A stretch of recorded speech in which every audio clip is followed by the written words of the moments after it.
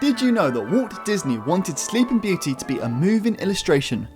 And did you know that Sleeping Beauty was 6 years in the making? Find out why in 100 Facts About Sleeping Beauty.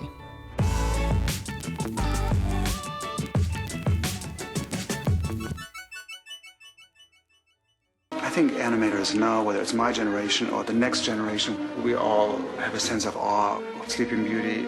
It's just a caliber of art and craftsmanship that would be hard to find these days. Sleeping Beauty was released in 1959.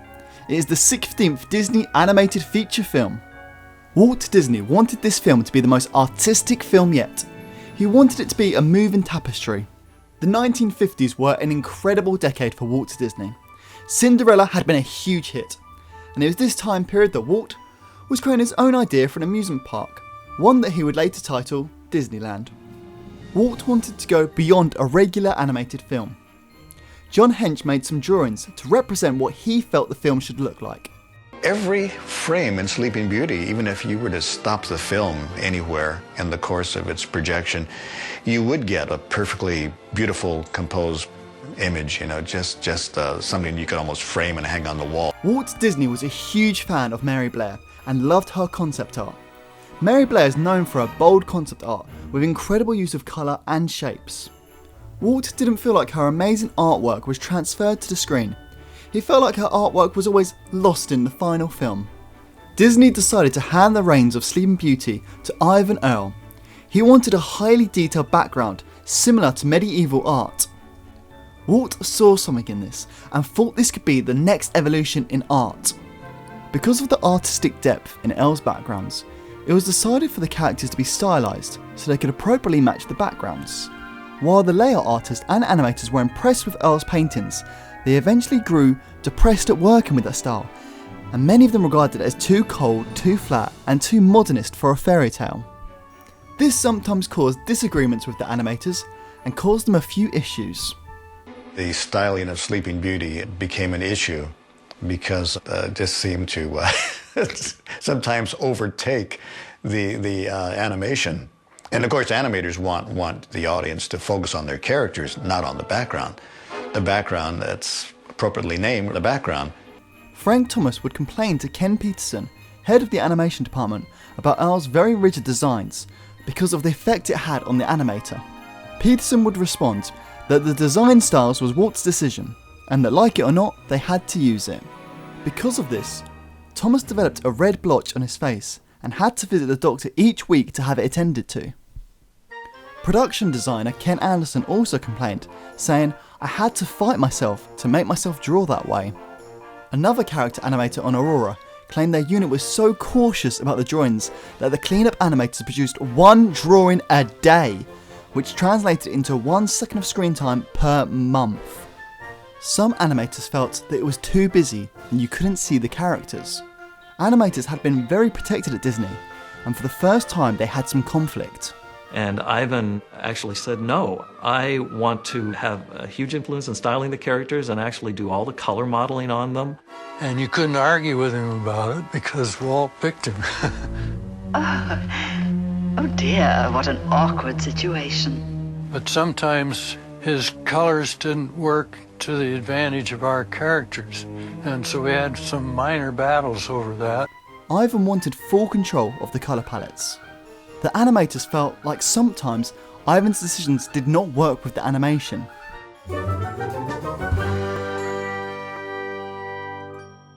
I don't think we realized at the time we were making the film what a groundbreaking film it was going to be in terms of visual design, the storytelling approach, and the musical style. Walt Disney chose 3 of his 9 old men to become sequence directors for Sleeping Beauty. They were Eric Larson, Woolie Reitherman, and Les Clark. As the older directors were retiring, Walt decided to fill those positions with the artists who knew animation. Les Clark directed the opening of the film. These scenes were very complicated as they involved big crowds of people making their way into the castle for Princess Aurora's birthday celebrations. Woolie Reitherman directed the epic battle between Prince Philip and the dragon. Woolie was always incredible at creating action. In my last video, I talked about him animating the fight sequences in Lady and the Tramp. Well, those scenes were amazing, but once again, Wooly outdid himself again. This scene still holds up to this day. The tension builds throughout the sequence. You didn't know how he got through the thorns or how his horse ever got up there. They used to criticize that thing when I showed it first, but Walt liked it, thank goodness. It didn't need the logic. You didn't have time to think. That thing was driving at you all the time. And that's what gives you the juices. That's what makes your adrenaline go. One of the most powerful climactic sequences ever in a Disney film. And I don't even know if it's ever been topped. It is just a tour de force of action. This was also the first time that we saw blood in a Disney film. Eric Larson directed the boy meets girl sequence. Eric had a goal of turning it into one of the most beautiful pieces of animation ever. Many would agree he achieved this. Unfortunately, it also turned out to be one of the most expensive sequences ever produced, and Walt was not pleased. Ward Kimball did not animate on Sleeping Beauty. He did not fit the stylized, realistic drawings. Ward liked to exaggerate his animation to the extreme. He instead became a director for Disney Television, a new form of media. When looking back, Ward recalled that this period at the studio might have been his happiest time there. Frank Thomas and Ollie Johnston were best friends in real life, and they were assigned the task of bringing the fairies to life. Walt Disney wanted all of the fairies to be the same, like a Huey, Dewey and Louie situation. Frank and Ollie managed to convince Walt to give them separate personalities. So we started figuring how we could develop them into special personalities. Like Fauna came from a person that Frank met in Colorado. She was an officer in a ladies' club, and so they called on her for her inspirational piece for the day, and she said, "Oh dear, I don't seem to be able to find this, but I have a letter here from my cousin Susie who says some very interesting things I think you'll be interested in." So she read the letter from her cousin Susie. Of course. And she was so sweet and so affectionate, but she wasn't with it. And I said, there's our character. Frank and Ollie animated all of the fairies' important acting scenes. All three fairies often all appeared in the same scene together, so staging and composition became an interesting challenge. John Lounsbury was given the scene where the two kings are talking about the wedding. This was Lounsbury's chance to show off his comedic style. His work on The Jester particularly highlights his slapstick comedy. The animation in this film tried to show off the subtle acting in the characters. Mark Davies got along with Ivan. Mark understood the art style he was going for. Mark was assigned the lead character of Maleficent. He was later given the lead character of Cruella de Vil. With Cruella de Vil, you can see him let loose on animation after having to animate with very strict straight lines for Maleficent. When he animated Cruella de Vil, he had the chance to bounce her personality off of the other characters. However, he did not have this opportunity with Maleficent. It's very difficult to do a character that speaks more or less directly to the audience and does not work closely with another character. So the one thing she had to work with was the Raven. It was a story element for her to be able to talk to somebody. But I remember Mark sitting down there and he had a little 16 millimeter viewer, and he had gotten footage from the True Life Adventure people, and they had ravens that they had shot. Milt Kahl was assigned the prince, which he hated. He was always given the prince characters as he was the best draftsman. Milt Kahl also had the chance to animate King Stefan and King Hubert. This animation was broader, and Milt felt he could really engage with this animation. As with the previous Disney films, live action was filmed as reference. Walt Disney had a big say on who did the voices and live action. Prince Philip was performed by a pop singer of the time, who many people had a crush on. Mark Davies' wife, Alice, designed the costumes for the characters. She made the costumes for the live actors. This was Alice Davies' first job of many at Disney. She would go on to have an incredible career at Disney. Ollie Johnston would be on set when they were filming the live action so he could give his input.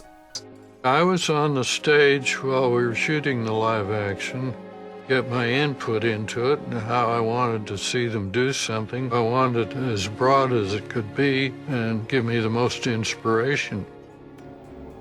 Eleanor Audley had already made an impact at Disney from voicing the stepmother in Cinderella. She returned for this film to provide the voice for Maleficent. She had such a rich voice. Eleanor Audley also did a lot of the live action for the animators to use. Walt Disney wanted a classical musical score based on one that he had heard before. Our inspiration for Sleeping Beauty was this wonderful score written more than 75 years ago by Peter Tchaikovsky for his ballet version of the fairy tale. They originally had more traditional Disney music that you would hear in a Disney musical, but Walt decided to move away from the Broadway pop style that we were so used to and went with a ballet theme that we now associate with Sleeping Beauty.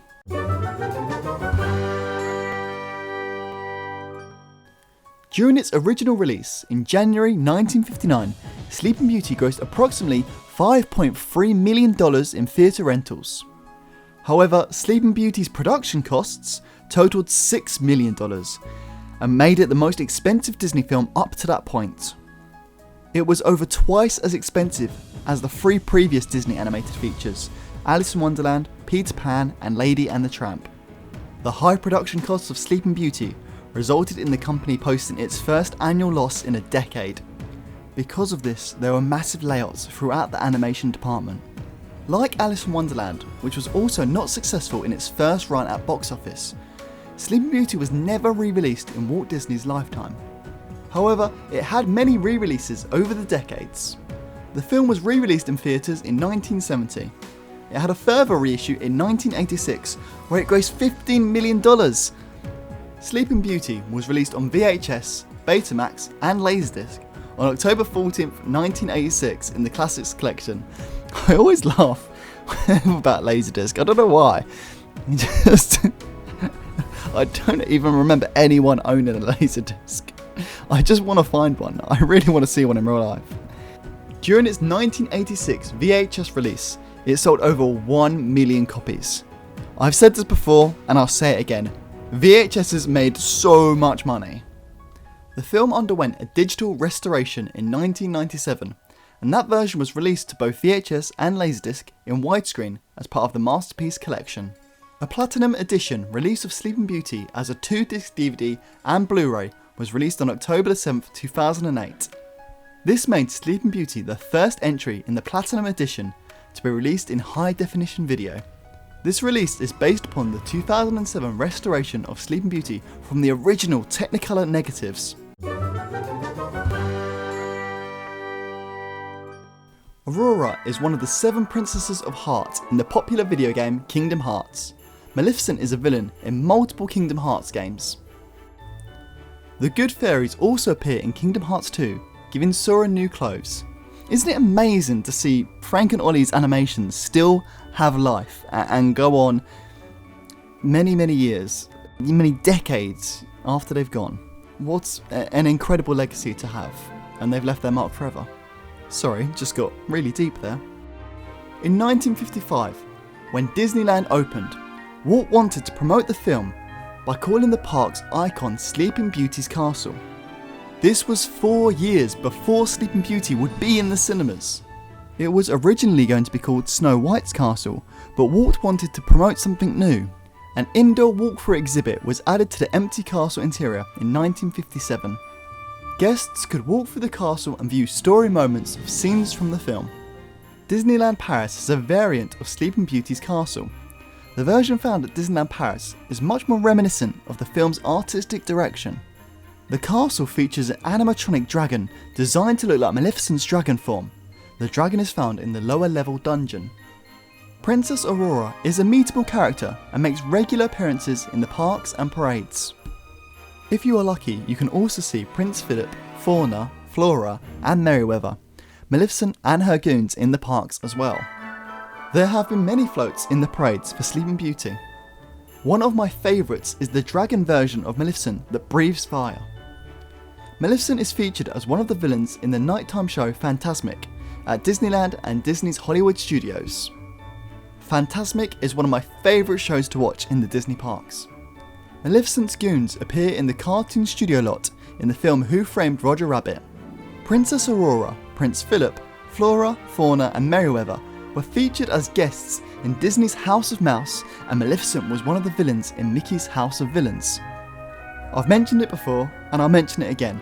House of Mouse is my favourite Disney television series of all time, and it still isn't on Disney+. Come on Disney, get it together. Walt Disney released a live-action adaptation of Maleficent in May 2014, with Angelina Jolie playing the lead role of Maleficent. Aurora and the other Disney princesses all make guest appearances in the 2018 film Ralph Breaks the Internet. This is such a good scene, and it is amazing to see all the characters together. It reminds me of House of Mouse. Damn, House of Mouse is so good. And yes, I did just count it as a fact. It is a fact. Thank you for watching guys, I really appreciate it. If you want to check out my other videos, I've got a playlist, 100 Facts About Disney, where I go through every Disney film from the very beginning, Snow White, and I try to give you as many facts as I can about the animation and the cool behind the scenes. The next film in this series will be 100 Facts About 101 Dalmatians. That has a good ring to it. Cheers guys, I'll see you then.